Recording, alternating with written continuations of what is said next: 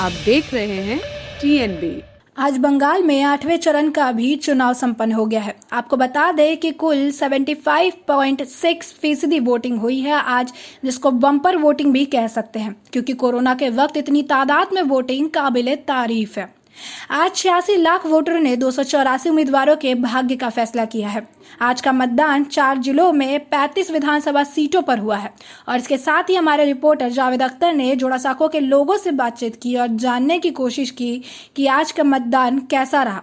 इसके साथ ही बंगाल में हवा किस तरफ बह रही है, क्या कुछ कहा लोगों ने, आइए आपको सुनाते हैं।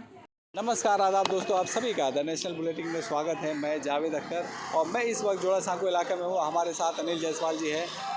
उनसे हम बात करके जानना चाहेंगे कि जो यहाँ चुनाव हो रहा है उसके बारे में उनका क्या कहना है और यहाँ पर सरकार किसकी होगी, इस बारे में भी जानेंगे। क्या खेला होवे की सरकार रहेगी या परिवर्तन आएगा, ये तमाम चीज़ों पर हम इनसे बात करेंगे। अनिल जी, ये बताइए कि आपको क्या लगता है यहाँ पर जो चुनाव हो रहा है, आपका क्या ख्याल है? सबसे बड़ा शुक्रगुजार मतलब अपने क्या नाम है, जोड़ासांको एरिया में बहुत शांतिपूर्ण से चुनाव हो रहा है। इसमें कोई तकलीफ़ नहीं है, मतलब बहुत बढ़िया ढंग से हो रहा है। जहाँ भी देख रहा भूत में बहुत शांति दिमाग है। यहाँ पर कोई हिंदू मुस्लिम बोले कुछ नहीं चीज़ है। लोग का अपना अपना दिमाग है कि मतलब खेला होवे कि हमें नहीं, ऐसा बात नहीं है। हमारे ख्याल से जो सरकार हम अभी पा रहे हैं, जो 11 साल का, हमको नहीं लगता है सरकार कोई गलत है। सरकार रहने से हम लोग के यहाँ पर कलकत्ता में या हम लोग बंगाल में ये सरकार रहने से हम लोग को कोई गलत भी नहीं है, ना कोई ख़राबी भी नहीं, ना अच्छाई भी तो नहीं तो ख़राबी भी नहीं है। यही बोलेंगे। हाँ, मोदी जी चाह रहे हैं कि यहाँ पर सोनार बांग्ला हो। ऐसा सोनार बांग्ला पसंद नहीं है? सोनार बांग्ला तो पहले से है, ब्रिटिश ज़माने से है, आज से थोड़ी सोनार बांग्ला है। सोनार बांग्ला तो हम लोग का तो समझ लिए इंडिया के पहले तो राजधानी तो यही था, मतलब कलकत्ता ही राजधानी था।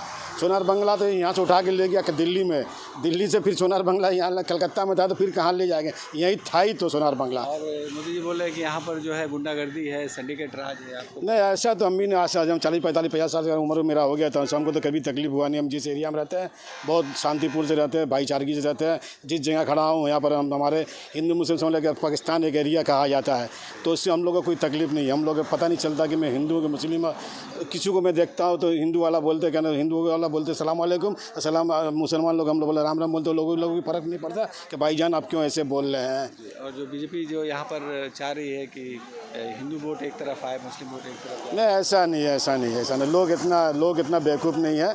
सिर्फ एक हवा है, हवा के झोंका में लोग सोचते हैं। सबको अपने मन मालूम है कि कहाँ क्या करना चाहिए, नहीं करना चाहिए। ऐसे किसी को सिखाने भर का नहीं है। आजकल लोग इस में आ गए। पहले था कि लोग मतलब पढ़े लिखे नहीं थे, अनपढ़ थे। तो जो बस्ती वाला यही सब बुद्धि का, हम लोग ऐसा पर्सन ना हिंदू ना बोलेगा ना मुसलमान बोलेगा, जिसका जो मन करेगा। पर सरकार जो है हम लोग का ध्यान से अभी सब जो चल रहा सही चल रहा है। और योगी जी कहते हैं कि यहाँ पर जो है महिलाएं सुरक्षित नहीं है। नहीं, ऐसा तो बात हमारे नज़र में तो अभी तक फिलहाल तो आया नहीं है। देखिए, हर एक स्टेज में कुछ ना कुछ तो गड़बड़ होता ही रहता है। ज़रूरी नहीं कि मतलब सब कोई साफ सुथरा।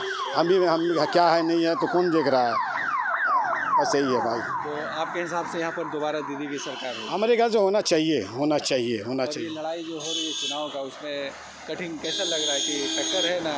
नहीं, टक्कर तो फिलहाल तो लग रहा है, जो हिसाब से हवा मीडिया आप लोग की तरह की जो मीडिया का हवा लग रहा है, टक्कर तो 50-50 का है। देखिए, नहीं पूरा बंगाल में लग रहा है। बंगाल में 2 तारीख के पता चल जाएगा। इसी टाइम में, जिस टाइम में अभी मैं बोल रहा हूँ, इसी टाइम पता चल जाएगा कौन आ रहा है कौन जा रहा है। 2 को ही रिजल्ट पता चलेगा। थोड़ा आइडिया नहीं हो रहा है? आइडिया ऐसा कुछ नहीं है। देखिए, हम भी तो घूम रहे हैं, हम भी तो वोट दे के आए हैं। अभी ऐसा नहीं है कि वोट दे के आए, वोट दे के हम आए हैं। अभी आधा घंटा पहले आए कि हम लोग शांति से वोट देंगे। भाई क्या सुबह जाए, आज तो छुट्टी बना रहे हैं, आराम से वोट दें। हमारे परिवार हम लोग वोट दे के आ रहे हैं। ऐसा। बहुत शुक्रिया। जैसा कि आप जानते हैं, ये 8वें चरण का चुनाव है, अंतिम चरण में है और 2 तारीख को रिजल्ट आ जाएगा। और यहाँ जो है तृणमूल कांग्रेस से विवेक गुप्ता लड़ रहे हैं और बीजेपी की तरफ से मीना देवी पुरोहित और अजमल खान को कांग्रेस और ISF ने मिलकर दिया है।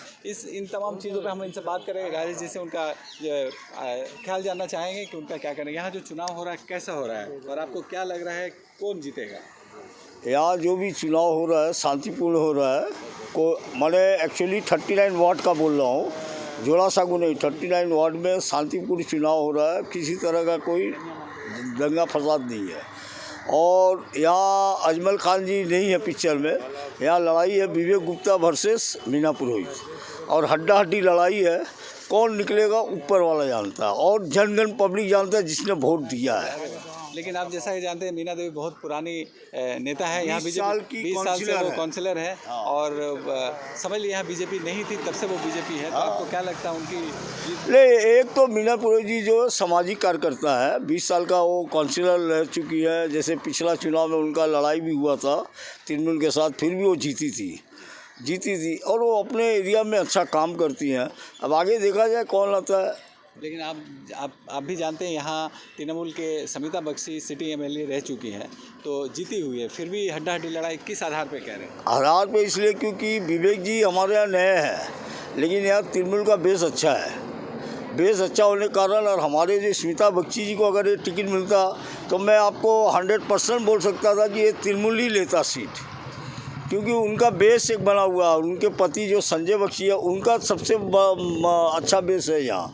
और स्मिता बख्शी जी हर काम में आती थी, हर गली में प्रोग्राम है तो बुलाओ तो आती थी। कोई नखड़ा नहीं था, विधायक होने के कारण कोई नखड़ा नहीं था।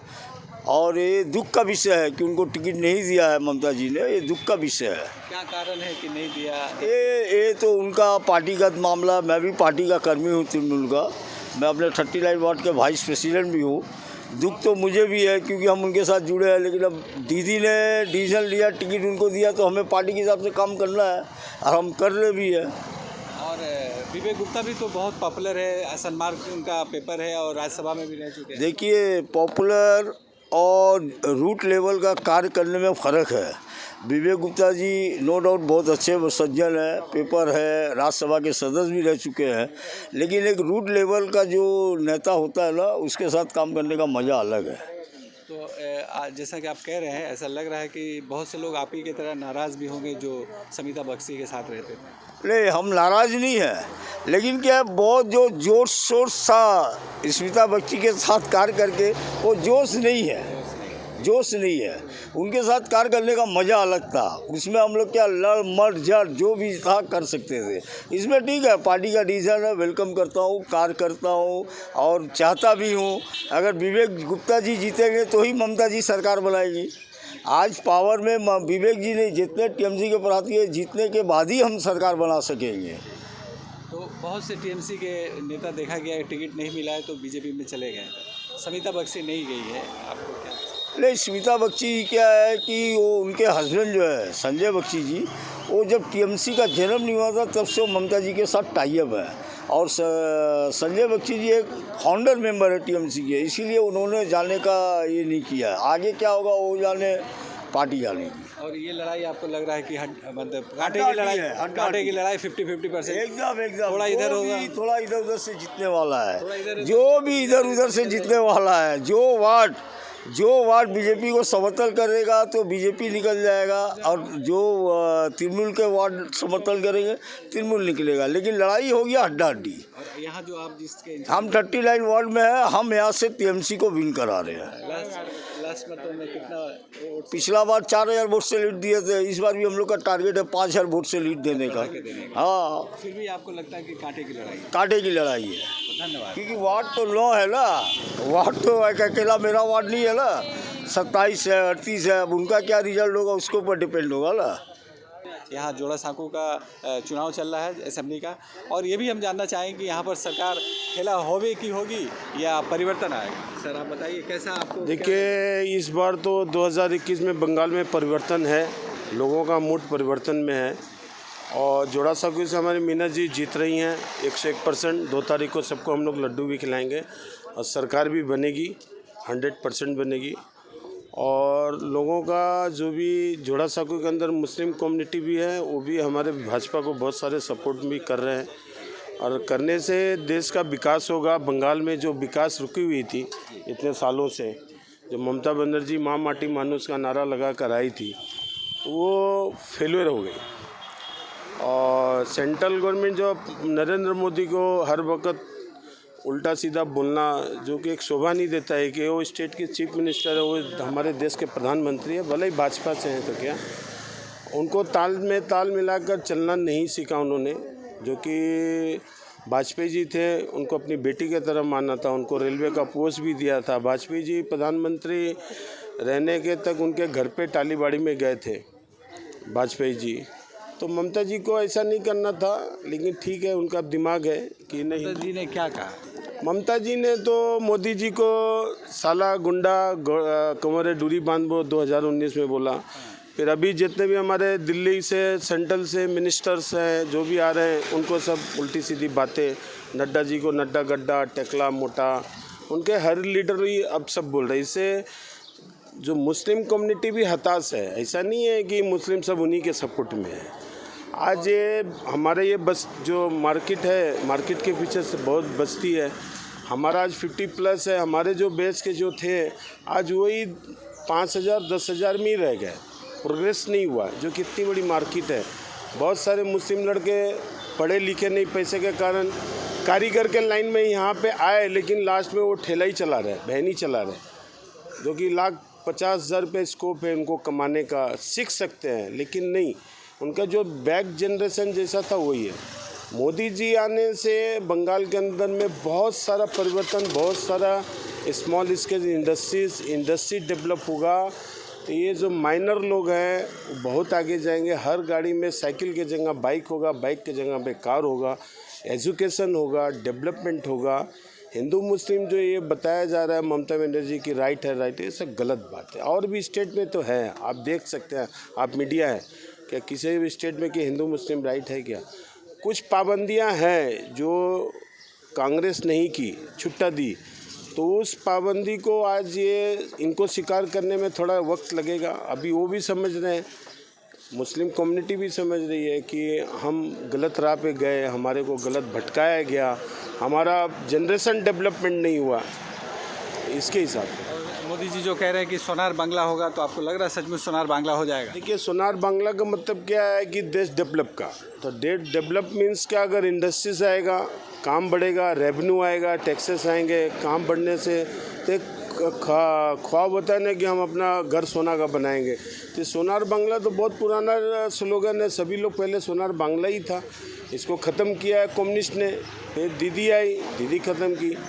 तो लोग अभी परिवर्तन का एक लड्डू चखना चाह रहे हैं कि भाजपा को भी एक बार देखें, माइनर भी देखेंगे, मुस्लिम कम्युनिटी भी वोट देगी, 100% दी है। आज तो लास्ट चरण है, अब रिजल्ट 2 तारीख को आएगा, देखेंगे कि क्या रिजल्ट। मोदी जी का एक नारा है कि सबका साथ, सबका विकास और सबका विश्वास। मोदी जी देखिए, 130 करोड़ जनता है हमारे हिंदुस्तान में, 30 करोड़ मुस्लिम है। कभी भी मोदी जी 100 करोड़ नहीं बोले, हमारे 130 करोड़ भाई और बहनों बोले। 3 तलाक का मामला आया, 370 का आया, आज देश हित में आया। राम जन्मभूमि का जो मामला आज ख़त्म हो गया। दंगा रहेगा, फसाद रहेगा, तो लोगों के मन के अंदर में कीड़ा रहेगा कि मैं फला स्टेट जाऊंगा तो क्या होगा, दंगा हो जाएगा तो कैसा कुछ होगा। आज जैसा कोरोना का है, कोरोना का एक कहर है। लोग अभी कल से 4 मार्केट बंद हो गया, सुनने में आ रहा है, अनाउंस हो गई कोरोना। हो सकता है इलेक्शन के बाद नाइट कर्फ्यू भी लग जाए, तो लोगों के अंदर एक डर है ना कि कोरोना, हम व्यवसायी है तो हमें भी डर है, क्या होगा, नहीं होगा, काम रुक जाएगा, पेमेंट कहाँ से आएगा, लोगों को कैसा पे। हमारे यहाँ टोटल मुस्लिम स्टाफ है, टोटल हमारे यहाँ मुस्लिम है, लखनऊ के हैं सारे स्टाफ, यहाँ के हैं, बिहार के भी हैं।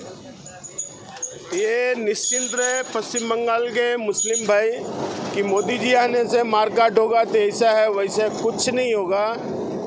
सरकार सोनार बांग्ला, मोदी जी का जो वचन है वो होके ही रहेगा। और अमित शाह जी ने जो कहा है कि 200 सीटें हम ला रहे हैं, तो ये सच लग रहा है?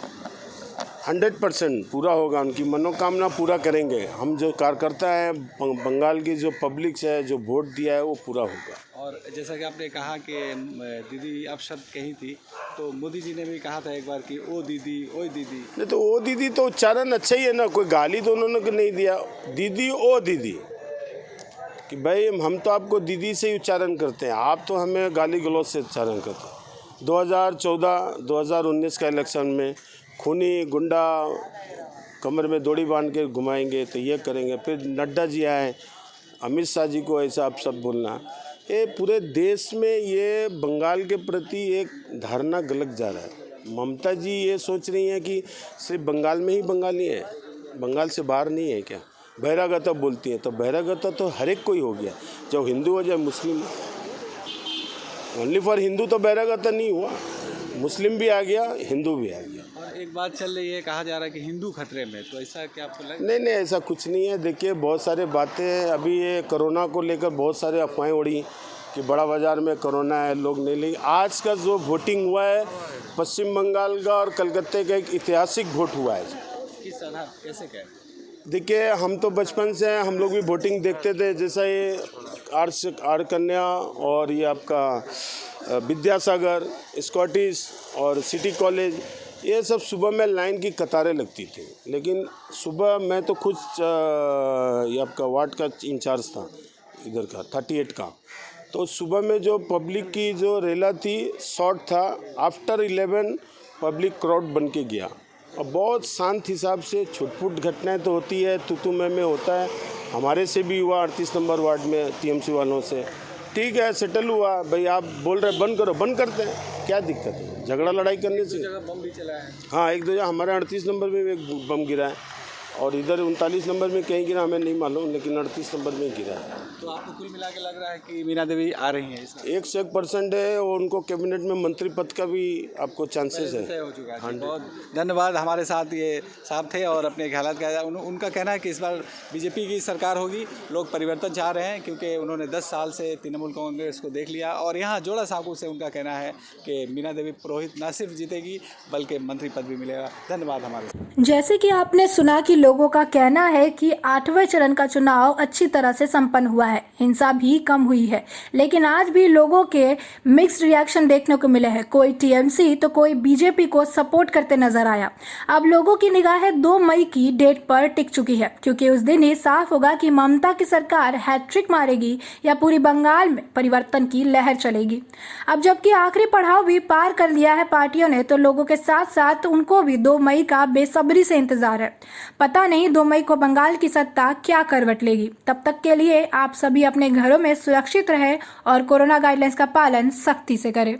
खबरों में फिलहाल इतना ही। देश और दुनिया की और ताज़ा अपडेट्स के लिए लॉग इन करें www.thenationalbulletin.in।